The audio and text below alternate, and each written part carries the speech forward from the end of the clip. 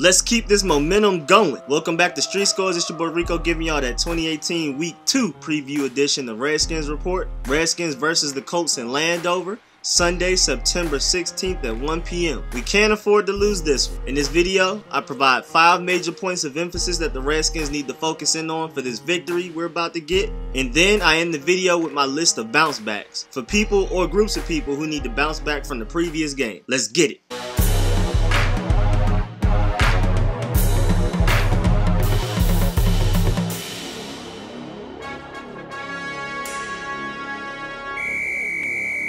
Second game of the 2018 season, y'all. I'm excited. Fresh off a very impressive win, Redskins dominated on offense and defense. We truly showed the league what we can look like when we are healthy. The Colts are 0-1 after losing last week to the Bengals. They are off to a fairly ugly start, but at the very least, T.Y. and Andrew Luck are healthy. The last time we played the Colts, we lost to them 49-27 on my birthday, November 30th, 2014. They just completely disrespected my birthday. And we are 10-20 against them all time in the regular season. The Colts have a new head coach, Frank Reich, who was the offensive coordinator for the Super Bowl champion Eagles last year. But anyway, let's get to point 1. The Redskins need to learn how to string some wins together. Our longest win streak last year was 2 wins, and we only did that twice. Most of our wins last year were scattered, and we definitely want some momentum going into the game against the Packers coming up week 3. But we can't look that far ahead. Can't underestimate any opponent in the NFL. Point 2, we have to focus on stopping T.Y. Hilton and their pass-catching tight ends in Jack Doyle and Eric Ebron, like how we focused on stopping David Johnson last week. T.Y. Hilton is their biggest playmaker, and we have to force Andrew Luck to throw to other targets. That's what the Bengals did, and it forced Andrew Luck to throw to his 2 tight ends,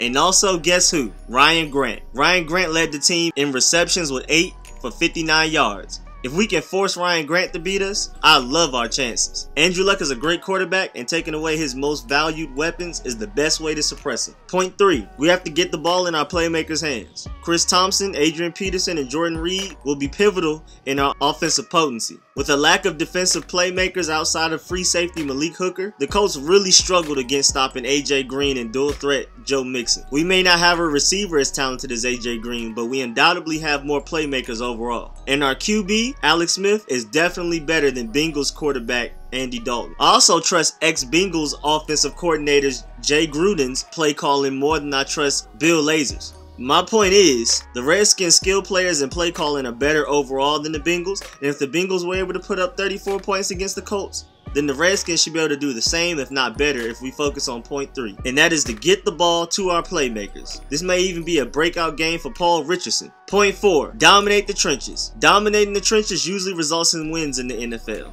regardless of skill position players.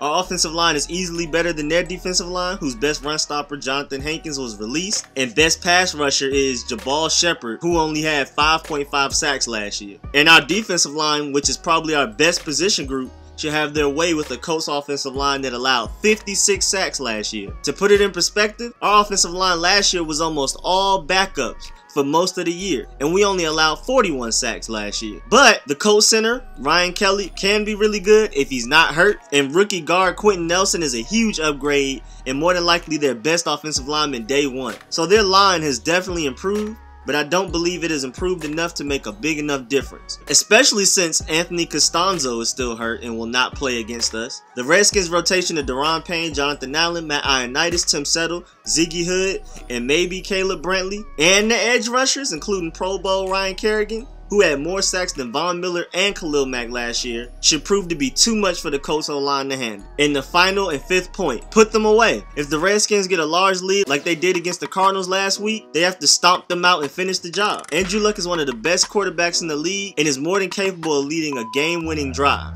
We cannot allow a tired defense to go out there and try to stop Andrew Luck late in the 4th quarter. With how we sustained long drives and chewed up clock last week against the Cardinals defense, that is obviously better than the Colts. I'm not very worried about our defense being tired, but Andrew Luck can lead a game-winning drive against a fully energized defense. He is very talented. Our defense is much improved on all phases, but it's a lot to ask of them to stop Luck when he's got a rhythm going. We have to run up the score, chew clock, and stay healthy. And now it's time for my list of bounce backs. The people or groups of people who need to bounce back from the previous game. And the first one is the overall pass rush of the defense. And as a disclaimer, I'm not one of these Redskins fans that's panicking over our lack of pass rush against the Cardinals. The game plan was to stop David Johnson, which we did, and then worry about Sam Bradford afterwards. With the Colts running game almost being non-existent, Redskins front seven have to focus on getting to Andrew Luck as a priority. We have to pressure him and force him into quick throws so that our sticky DBs can make plays on the ball. We have to make Andrew Luck uncomfortable in the pocket so he is not able to survey the field and show us why he was a first overall pick. I'm expecting our pass rush to bounce back. Jonathan Allen is a proven pass rush specialist. Matt Ioannidis got home last week and can definitely do it again this week. And Daron Payne and Tim Settle have a great opportunity to show that they can rush the passer like some folks think they can't. Bounce back number 2, the receivers.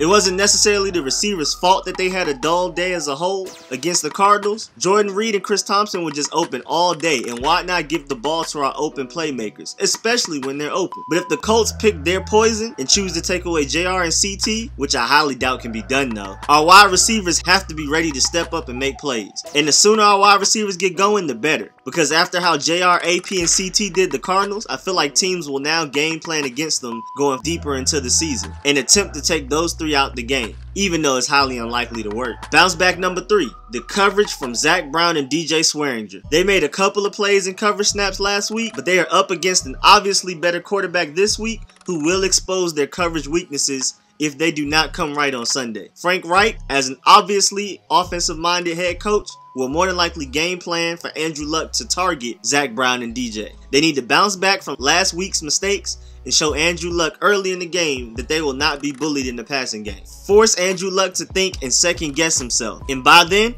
our pass rush should hit home. In the final and 4th bounce back, tackling from Monte Nicholson and Josh Harvey-Clemons. They each missed a team-high 2 tackles last week, and we can't afford missed tackles against this offense. Monte Nicholson is the starting free safety, and Josh Harvey-Clemons may get a lot of snaps with the Colts that is so heavily reliant on his passing game. And with Josh Harvey-Clemons' length and athleticism, he may be asked to cover the Colts tight ends a lot of the game. I say all of this to prove the point that both Monte and Clemons will be on the field a lot, and missed tackles will hurt us. The difference between a 3 and out versus a missed tackle that leads to a 3rd down conversion can be an entire 7 points down the line. We want to limit Andrew Luck's offensive snaps as much as possible. But that's it for this episode. Thanks for the view. We can't afford to lose this one because it doesn't get any easier at all moving forward. These are the games we can't afford to lose if we plan on playing in the postseason. And last time we played the Colts, we lost to them 49-27, and that cannot happen again. But make sure y'all Dolemite fake punch that like button, favorite, subscribe, I'll subscribe back, and most importantly, comment and share. And again, thank y'all for the support. I'll catch y'all later. I have that injury report out to y'all soon. I'm out.